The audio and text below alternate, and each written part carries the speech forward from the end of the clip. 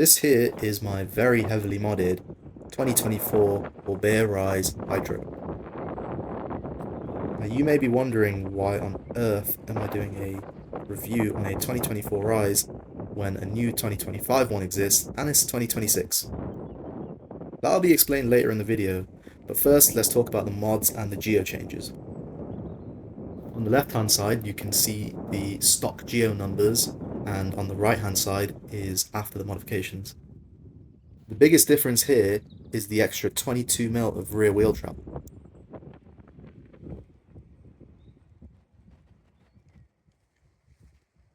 An aftermarket linkage from Cascade Components, as you can see in the video, has given this an extra 10mm of travel.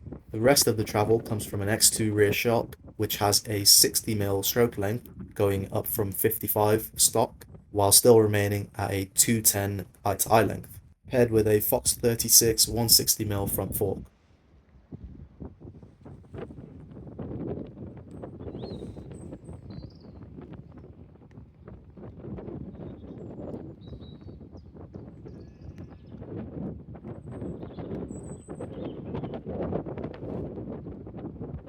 So how does this trail bike turned light enduro bike actually ride?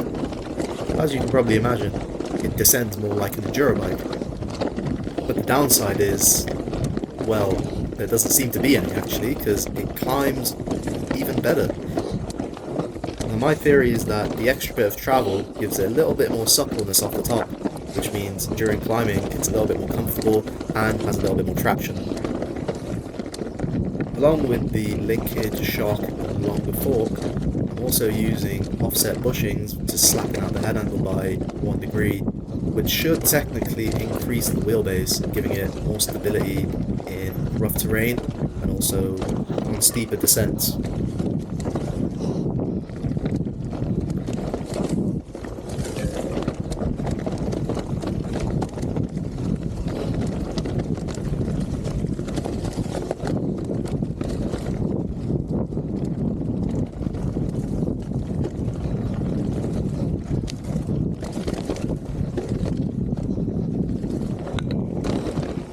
The place I'm riding in is very steep, chunky, techy, and pretty rough, as you can probably tell. It also has a fair few sharp corners, which along the wheelbase should maybe be worse in those situations. But I can honestly say, even with the extra height from the longer travel fork, it corners even better than it did in its stock configuration. The secret to that, I believe, is in the linkage. So not only does the linkage increase the travel by 10mm, it also makes the rear end stiffer. On sharp turns and fast corners, the stock linkage made the rear end feel a little bit flexy and made it a little bit harder to hold the line, which the aftermarket linkage mostly solves.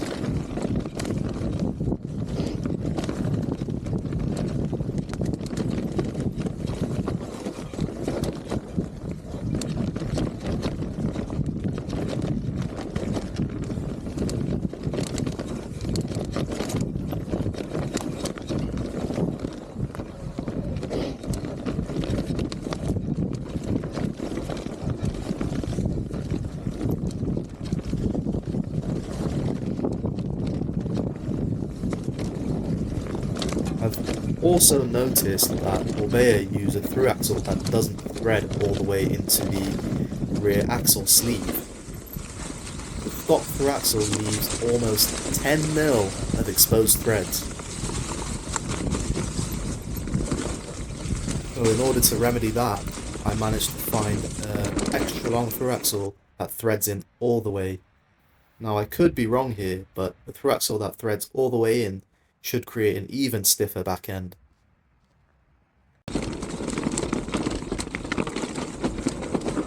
Now moving on to how the E in the EMTB performs. As you can see, I'm riding in sub-zero temperatures. I believe this day was -5. And living in the UK means most of the time I'm riding in wet, muddy conditions. Conditions that are not ideal for any EMTB, but just any MTB in general. And after clocking in over 2,000 kilometers of trail riding, some rides with the charger port completely open, and even some bike washers with the charger port open. I can honestly say from the Shimano EP6 motor I've had no complaints, no issues, and neither from the battery. Now, full disclosure, this is the first EMTB system I've ridden, so there's no way for me to compare as to how much better or worse this system performs to those other systems.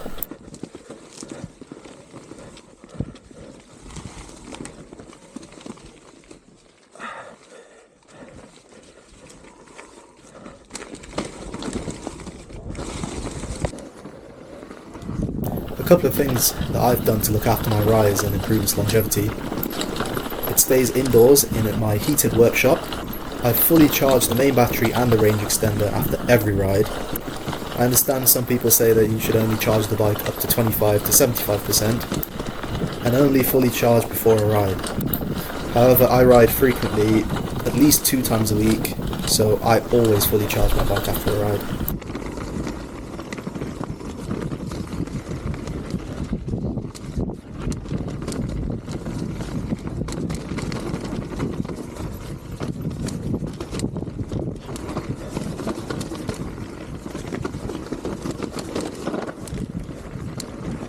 So while this bike may be pretty good, it's not perfect. There are some issues with it. When I first received it, the bearings started to creak after about 500 kilometers. They looked high quality, but my suspicion is that there's not enough grease in them for the UK winters. After swapping them out, I'm at now 2,800 kilometers and I haven't needed to swap out another set of bearings.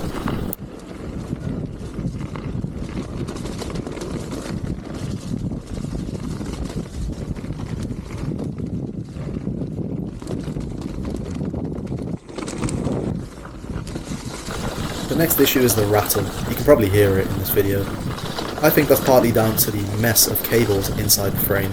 All of the cables are wedged in by the battery, which can sometimes make the battery a little bit difficult to take out. It also makes a simple dropper service a nightmare. To do a service, you have to take out the dropper, but it pulls out the cable without the housing. So after you want to put the dropper back in, you have to drop the motor, drop the battery, pull the hose out of the seat tube, put the dropper in, then put all of it back together.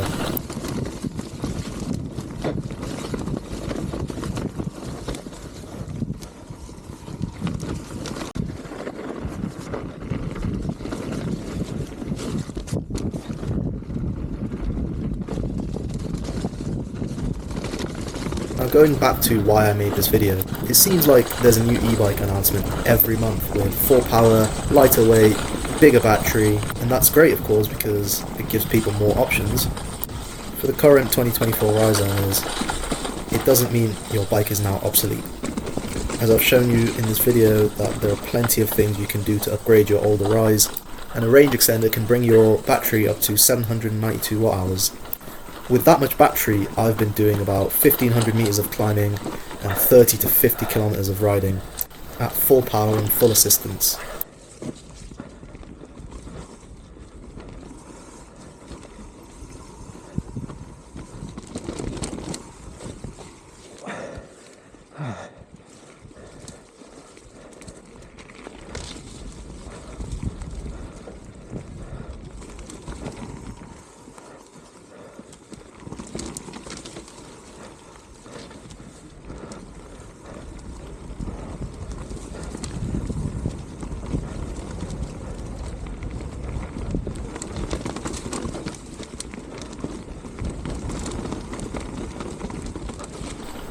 Thanks for watching, I hope you guys enjoyed the video, and I hope you got something useful out of it, or at the very least just enjoyed watching it.